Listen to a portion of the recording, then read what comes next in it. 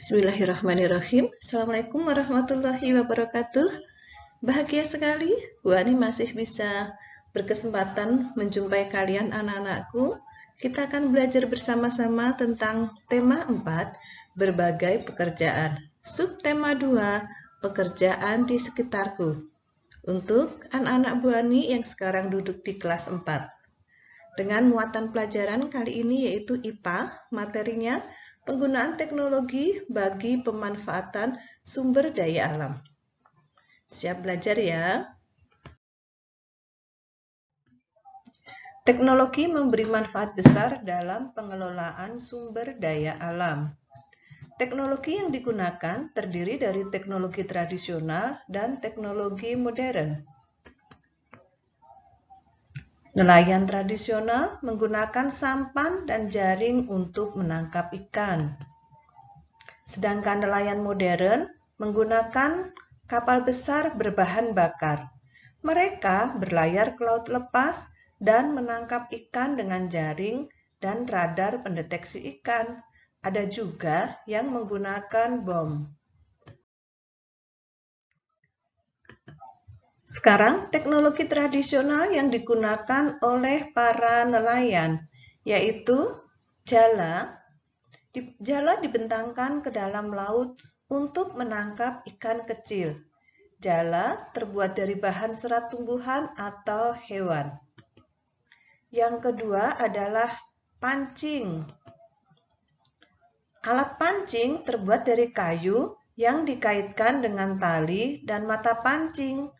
Pancing dipasang menetap di perairan, lalu ditarik jika ikan sudah tertangkap.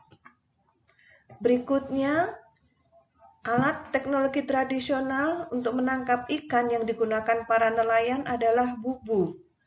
Alat perangkap ikan yang terbuat dari anyaman bambu. Alat ini ramah lingkungan. Selanjutnya adalah tombak. Tombak terdiri dari sebatang kayu, tali penarik, dan mata tombak. Caranya, tombak dilempar ke air, lalu tali ditarik jika sudah kena ikannya. Teknologi modern untuk menangkap ikan adalah radar. Radar ini untuk mendeteksi kumpulan ikan, bisa membantu nelayan menemukan perairan yang banyak ikannya. Selanjutnya adalah pukat.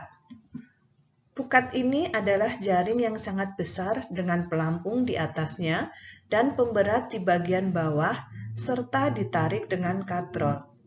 Pukat dapat menjaring ikan lebih banyak dibanding jaring tradisional. Nelayan juga ada yang menggunakan racun. Racun adalah zat pelemas ikan yang terbuat dari tumbuhan atau bahan kimia. Racun dilarang karena sangat membahayakan lingkungan. Selanjutnya, ada juga nelayan yang menggunakan bom untuk menangkap ikan. Bom ini adalah bahan peledak yang diledakkan ke dalam laut untuk menangkap ikan. Bom dilarang karena menyebabkan hancurnya terumbu karang dan habitat ikan.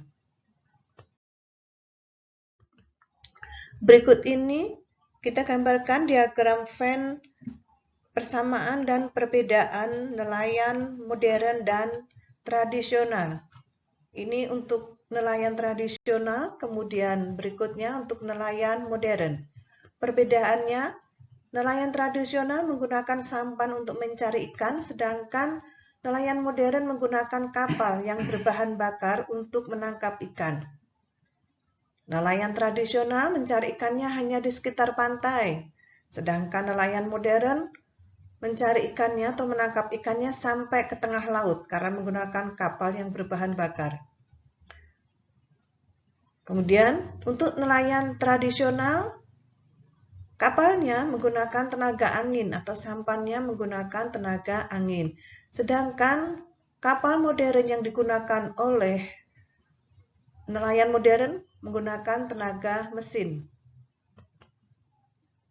Hasil tangkapan nelayan tradisional hanya sedikit, sedangkan hasil tangkapan ikan nelayan modern sangat banyak. Nelayan tradisional tidak memakai radar, sedangkan nelayan modern menggunakan radar untuk menangkap ikan sehingga mengetahui di mana letak berkumpulnya ikan. Persamaannya, nelayan tradisional dan nelayan modern sama-sama mereka menangkap ikan di laut. Mereka sama-sama menghadapi badai dan ombak laut. Nelayan tradisional dan nelayan modern sama-sama menggunakan jaring. Jika semua nelayan menggunakan perahu besar dan penangkapan modern, akan mengakibatkan ikan yang masih kecil pun ikut tertangkap, sehingga daur hidup ikan terganggu. Selain itu, penggunaan peledak dan racun dapat merusak ekosistem laut. Penangkapan ikan yang berlebih dapat mengakibatkan produksi perikanan menurun, hilangnya beberapa jenis tangkapan ikan, dan kondisi terumbu karang menjadi buruk. Sebaiknya nelayan menangkap ikan tidak menggunakan bahan peledak atau bom, tidak menggunakan racun, dan tidak juga menggunakan pukat harimau, tetapi menggunakan alat-alat penangkapan ikan yang ramah lingkungan. Karena teknologi ramah lingkungan adalah teknologi yang diciptakan untuk mempermudah kehidupan manusia, namun tidak menimbulkan dampak negatif bagi lingkungan alam. Proses pembuatan pensil, yaitu grafit murni dan tanah liat dihancurkan. Kemudian, bubuk grafit murni dan tanah liat dibakar selama 3 hari. Selanjutnya, pensil dibentuk panjang dan tipis. Lalu, pensil ditutup dengan kertas dan kayu. Sumber daya alam yang digunakan dalam pembuatan pensil adalah kayu sebagai pelapis, kemudian grafit dan tanah liat sebagai isi pensil. Jika penggunaan pensil dan barang berbahan kayu tidak dibatasi, maka ketersediaan kayu akan berkurang. Selain itu, penebangan kayu tanpa usaha penanaman kembali akan menyebabkan berkurangnya persediaan kayu.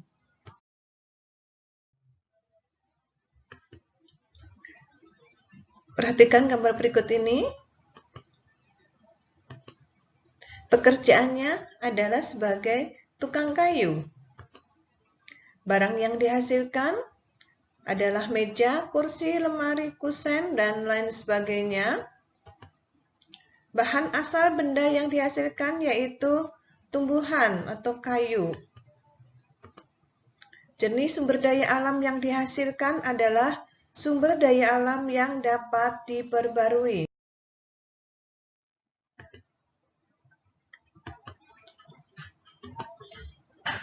Pekerjaannya adalah sebagai pemerah susu. Barang yang dihasilkan adalah susu. Bahan asal benda yaitu hewan. Dalam hal ini sapi. Jenis sumber daya alam yang dihasilkan adalah sumber daya alam yang dapat diperbaharui. Pekerjaan yang ditunjukkan oleh gambar berikut ini adalah sebagai penambang.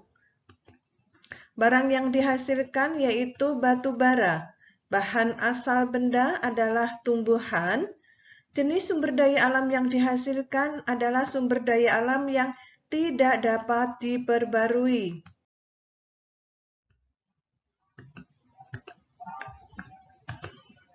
Pekerjaan yang terdapat pada gambar ini yaitu petani. Barang yang dihasilkan padi, sayuran, palawija, buah-buahan, dan lain-lain. Bahan asal benda yaitu tumbuhan. Jenis sumber daya alam yang dihasilkan adalah sumber daya alam yang dapat diperbarui. Berikut ini pekerjaannya sebagai nelayan. Barang yang dihasilkan adalah ikan, bahan asal benda yaitu hewan. Jenis sumber daya alam yang dihasilkan adalah sumber daya alam yang dapat diperbarui. Bagaimana cara menghemat barang-barang agar sumber daya alam dapat terjaga ketersediaannya? Kita harus menggunakan barang-barang yang kita miliki dengan bijak, tidak boleh boros, dan sesuai dengan kebutuhan. Jika kita boros menggunakannya, maka akan mengancam ketersediaan sumber daya alam karena barang-barang tersebut terbuat dari sumber daya alam. Alhamdulillah, usai sudah pembelajaran kali ini. Semoga bermanfaat buat anak-anak. Tetap semangat, tetap sehat, tetap bahagia. Menebar ilmu, menuai manfaat. Jangan lupa like, comment, share, and subscribe. Sampai jumpa pada pembelajaran berikutnya. Assalamualaikum warahmatullahi wabarakatuh.